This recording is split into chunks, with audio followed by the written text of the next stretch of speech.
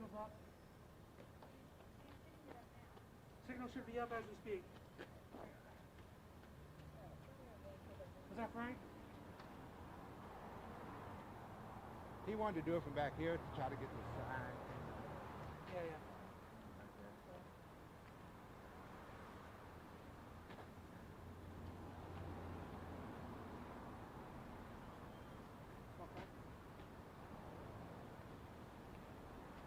Doing all right today?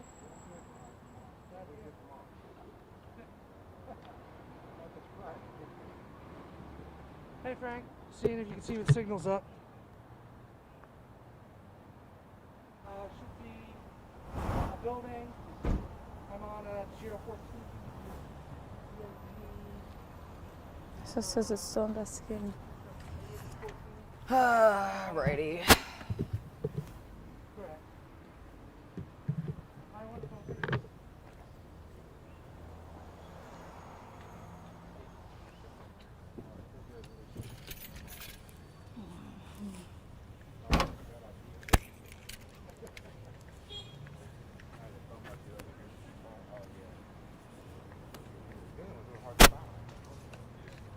Hey, what's up?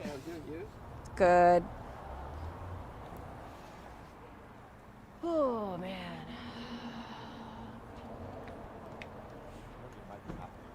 Okay.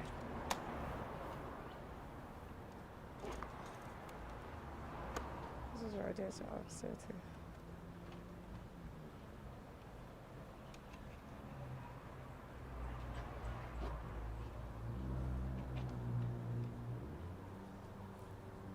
Hey, what's up? How you doing? Good, how are you? Oh, pretty good. Did you just get sent here last minute or no? Was this your story? Of course. I'm working on a story. I'm like, oh, okay. Yeah. Time to get ready. Put the brows on. Yeah, Hold on, All right, just don't even worry about hanging out. Just Right. hit the road, Exactly. Just get go. on over. Gave me some time though. I was like, all right, good looking hour and a half to get ready. Did you ever cover this story at all, or? Yeah, I Hey, can it's Jack. I'm on 54 on the street right now. like when it was a breaking news. Oh, gotcha. Okay. I think one of our other reporters covered it. Christy followed up. Okay. Okay. You just follow the story too after that. You and I? Yeah. No, we did not. At some point afterwards. No, we did not. I remember. No, we didn't. You're like, I don't know this story. Honestly, we forget our stories all the time, so that's probably what happened. Yeah, I feel like I would remember that, but Yeah, I had to look over the article because I'm like, I never even touched this story before. I don't remember it, but. that's what I thought. What was the follow-up even doing? Christy got the name. That's my Yeah, I know. I did go back. I mean, I could be wrong. Never know. How's everything else going then? Well, Pretty good. You know, I'm still a little new to everything. No, I'm kidding. Not that new. I'm like, what, 5 months going to 6 months? Yeah, I think you you're not met me when I was like in 1 month in, right? yeah, you're not a newbie anymore. Oh, well, I had a year and then I'm not a newbie. I mean, I feel claiming. I'm like claiming it. But no, it's starting to all add up. Like every single weekend that I work, I'm like, oh, this is the same as last week, except a different tilt, you know? yeah. So, getting used to it.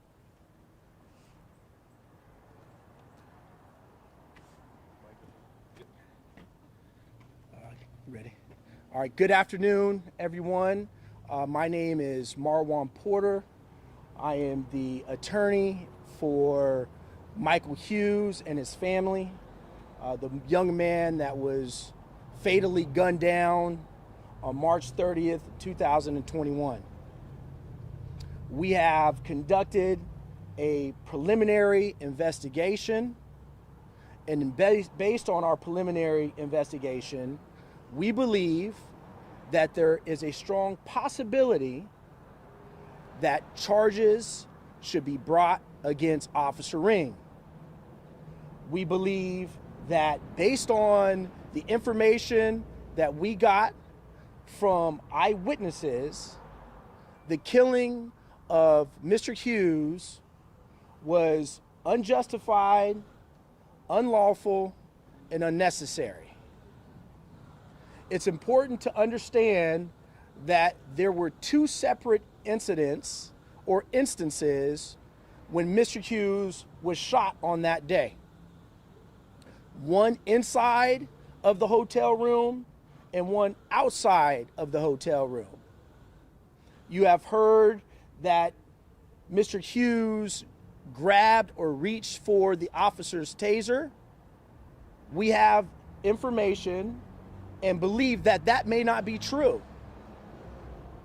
Eyewitnesses who were there, who saw what happened, indicated that the officer, Officer Ring, reached for his taser, and Mr. Hughes attempted to either knock his taser out of his hand or prevent the officer from tasing him. Which makes sense, which is why a good excuse or reason or whatever it may be was he's reaching for my taser. No, he wasn't reaching for his taser. He was trying to disarm the officer and knock the taser out of his hand. And the taser ultimately hit the ground. At that time, Officer Ring grabbed, and this is important to understand as well, the taser was in his right harness. And so when the officer grabbed for his taser, it is very reasonable for Mr. Hughes to think that he was grabbing for his gun and is trying to protect his life and restrict him from doing that. The gun was in his left harness. So as Mr. Hughes was preventing the officer from grabbing what he thought could have been the gun or the taser and knocking it out of his hand, Officer Ring then went into his left harness, grabbed his firearm, and shot Mr. Hughes twice. Now this is very important because again, there were two different instances where Mike was shot. The first time he was shot, which was 2 times, we do not believe that those shots were life-threatening. We believe that the shots were to the lower extremities of Mike's body. And those 2 shots rendered Mr. Hughes debilitated. He was not a threat, and he was disoriented, and he was unarmed. At that particular point in time, the officers exited the hotel room, and so did Mike. But when Mike exited the hotel room, he was already wounded. He was shot twice. He was disoriented. He was stumbling. He had no weapon. There was a temporal gap. And then Officer Ring lit off 3 additional shots. We believe to the chest and to the abdomen and maybe to his face. We're not sure. But to the front part of his body, which we believe were the fatal shots. Now, this is very important because we asked the state attorney on behalf of the family to view the surveillance. The state attorney agreed to allow us to view the surveillance of the body cam. Now, allegedly, the body cam became unlodged, hit the ground. One of the officers' body cam turned off, and the other one faced the ground, and all you can do is hear what was going on. You couldn't see anything. Now, we requested to see the surveillance that happened outside of the hotel room. That is the important question that we all need to answer. What happened outside? Was he a threat when Officer Ring unloaded his firearms 3 times to the front part of his body? Based on the information that I've received from witnesses, I don't believe so. I think at that juncture, there could have been some de-escalation tactics implemented in order to prevent this young man from dying. There were 2 officers. Mr. Hughes was unarmed, and he had already been shot twice. He was stumbling, and we don't believe he posed a threat. Now, why is that significant? There is additional surveillance, that we believe the public should see, and at the very least, the family of Mr. Hughes and his representatives should see. Now, in the state attorney's defense, they are continuing to conduct an investigation, and he does not want to release that surveillance until he's interviewed all witnesses, and he says there's one witness that he has not interviewed. And that is the reason for not showing it. So I want to have full disclosure. Now, I tend to disagree with that. I think at the very least, I should be able to see it, and the family should be able to see it. Because then I won't have to speculate. I will not have to say, I believe charges should be brought. I could say charges should be brought or charges should not be brought. At this juncture, I'm going to give Officer Ring the benefit of the doubt, a huge doubt, and say, I believe that his use of force was unlawful, unjustified, and unnecessary.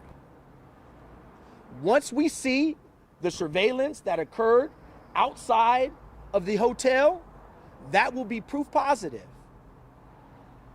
And I want all of you to look at it and ask yourself, was he a threat? That's going to be the question. Because at some point, we are all going to see it. Was he a threat? If he was not a threat, charges need to be brought. Point blank.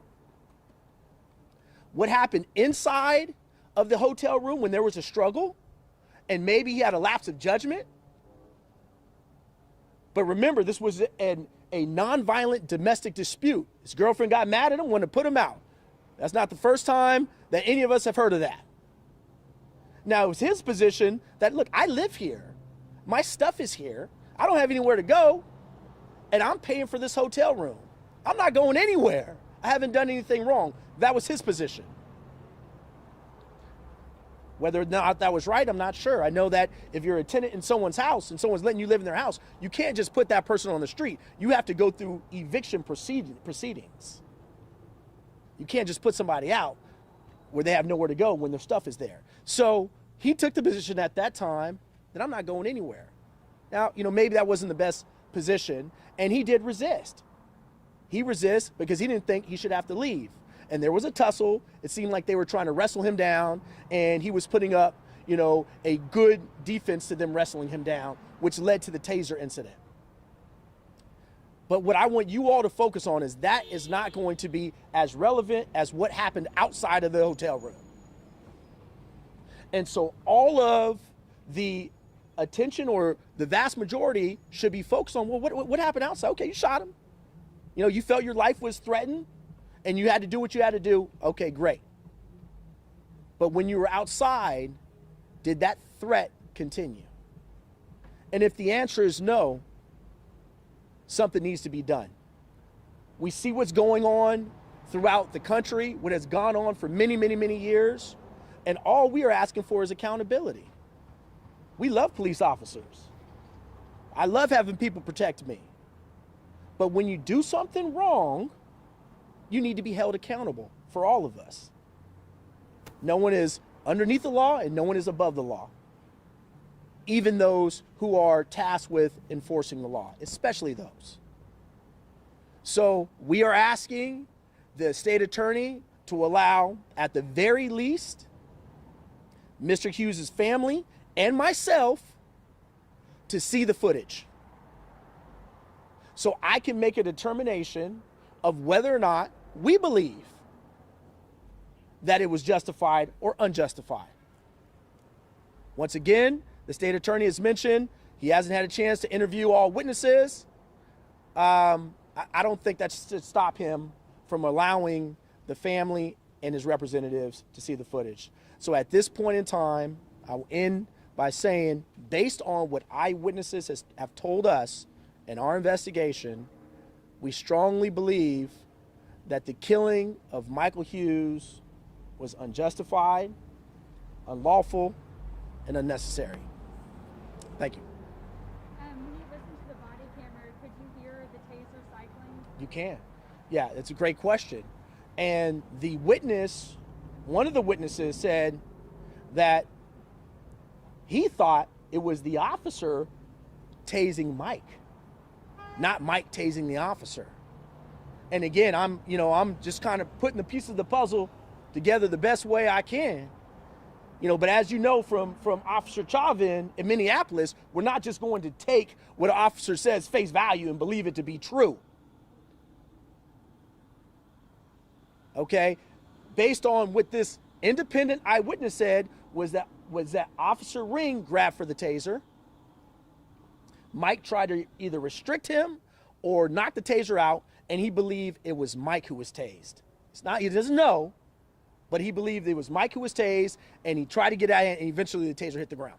Do you know specifically what the surveillance video was able to capture from the hotel, or what vantage point it was? Or? Great question. So apparently there are some columns that inhibit a little bit of the line of sight. But I think that, again, once we see it, we'll be able to tell. You could see the officers come out the room. You could see Mike come out the room. And you could see Mike getting shot in some form or fashion outside of the room. And the state attorney's office has that video? They do. But you haven't been able to see that video yet. They will not allow us to look at that. And you said the body camera, there was 2 different body cams, one was dislodged and one was on the ground and one was dislodged. You guys are asking such great questions because you're jogging my memory. There were 2. Here's another question for you. Why didn't the other officer dislodge his fire weapon? Either times. The other officer who was there did not fire at Mike inside of the hotel room or outside of the hotel room. So if Mike was such a significant threat, why didn't the other officer dislodge his firearm? So there were 2. One allegedly turned off, the other one hit the ground, and you could only see kind of static. And how many witnesses did you speak with that saw the taser interaction? We spoke with 2 witnesses. One ran out the room. The other one stayed and watched the whole thing. Was one of the witnesses his girlfriend? Yes. And was there a description of what transpired in between the first round of shots and the second round of shots that went off? What did the So witnesses say? that's a good question because I want to address the young lady's question in terms of one of them being his girlfriend.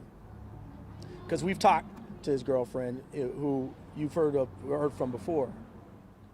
And we initially asked her, did he go for the weapon? For the taser? And she was like, well, everything happened so fast. Obviously it was scary.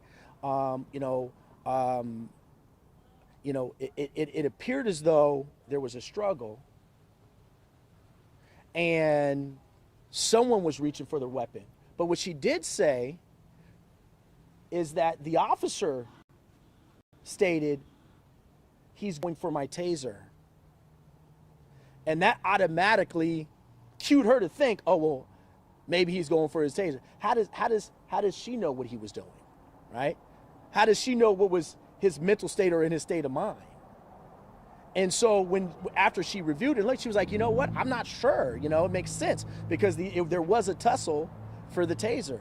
Because I think initially said, yeah, it looked like he was going for his taser, but she was cued in by what the officer said. The officer said, yeah, and Mike was on his stomach, we believe. So he was on his stomach, and I think she was cued by the cop, by the officer, Officer Ring, in saying, he's going for my taser. And that automatically made her think he was doing what he articulated.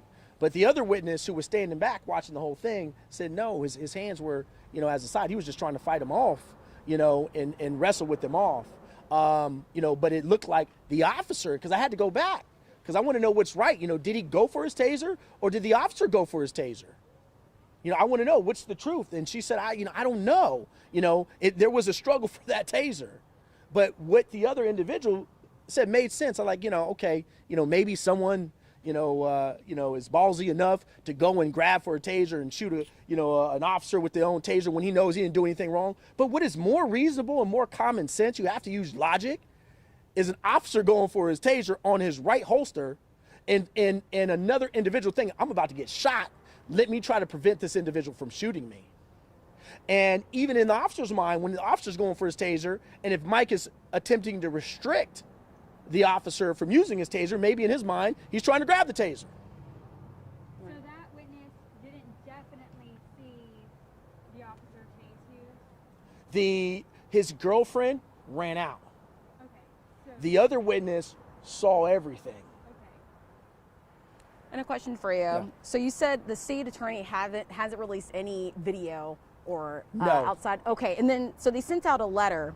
It looks like on April 16th, saying like, given the facts and circumstances known at this time, the state attorney's office has determined that the release of the body-worn camera footage would not impair the integrity of their investigation. So, and I guess that's over the last, couple of days. Right. But that's only one, the first surveillance, which I believe, and this is why, this is so important for it to be transparent. Whatever is right, okay?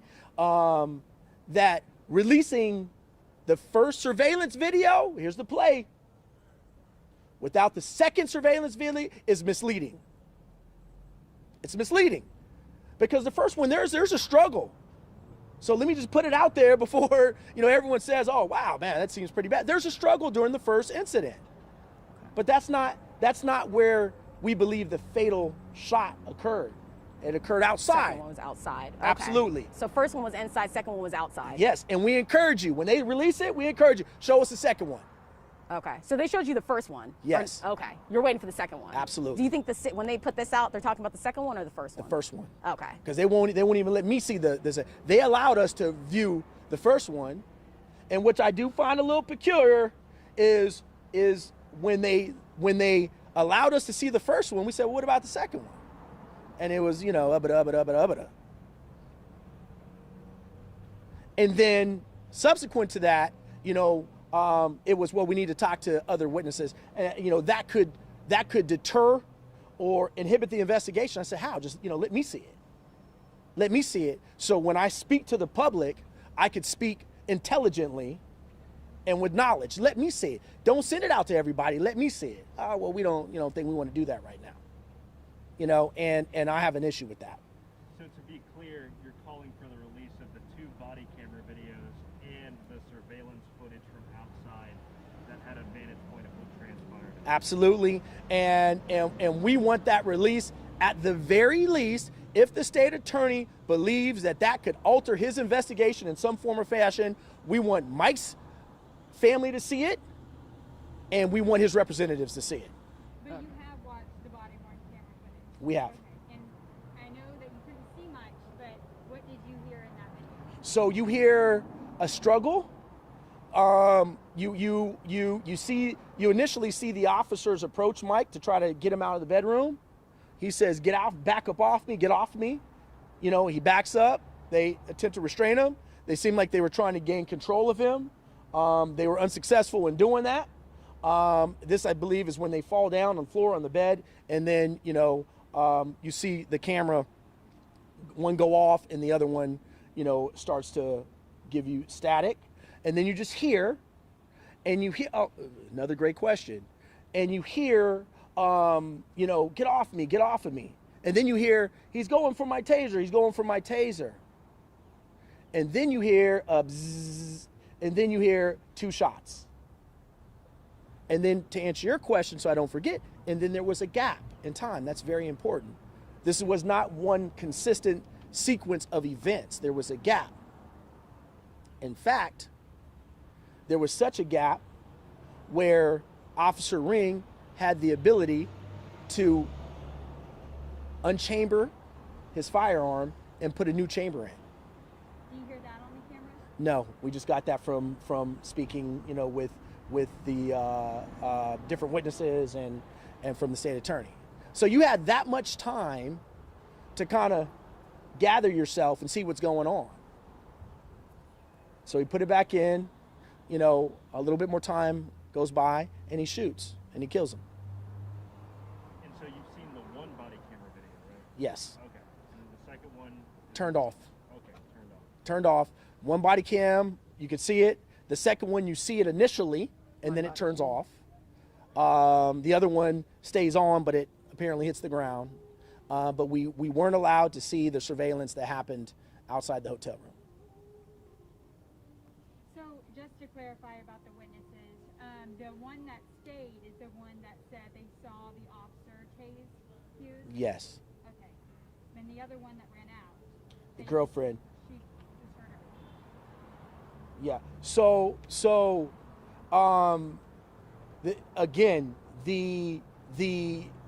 The witness said that he believed that it was the officer.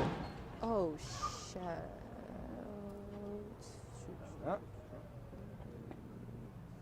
So we had a little something going on over there. Hopefully everyone's okay. But the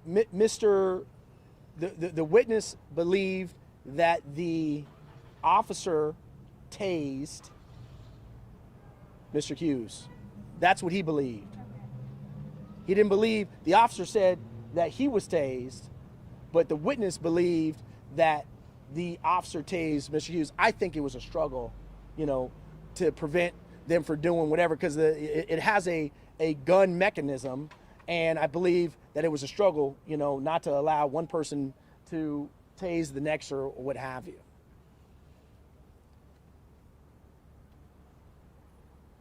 I think that is pretty Any more much- questions? So stay tuned. Again, we appreciate you all being out here. We think that transparency is the most important. Officers risk their lives every day, and they need to do what they got to do to protect themselves in situations that present threats to themselves or to anyone else. But it's not open season just to go and shoot people, okay? Because you have a badge. And so, we are asking for transparency and accountability. And if he did everything according, to policies and procedures, so be it. But if not, he has to be held accountable. Otherwise, you're going to continue to see these things happen over and over again. And we don't want this to happen to anyone, white, black, or anyone in between. And can we get your first and last name? Yeah, again? first name is Marwan, Marwan, last name Porter, Porter.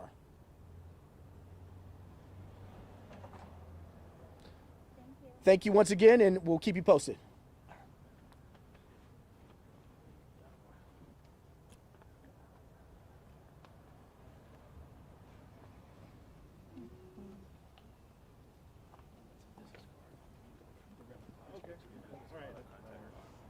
I actually don't have a business card. We haven't been in the office yet, so do you have a phone? Yeah, do you have a business card or? Thanks.